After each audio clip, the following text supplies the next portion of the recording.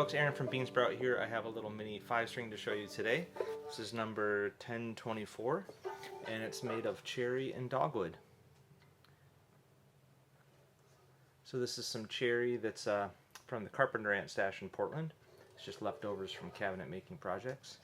And then the dogwood is from a tree from Lizanne's house as well. Her dad milled this tree on their property. And this dogwood is really nice for fretboards. It's real dense and hard, and it feels good on the hand, and it darkens over time with the UV light. So this is a little mini 5-string with open G tuning. So it's got the special strings so it can have that lower pitch. And it's got a little brass armrest added on here too.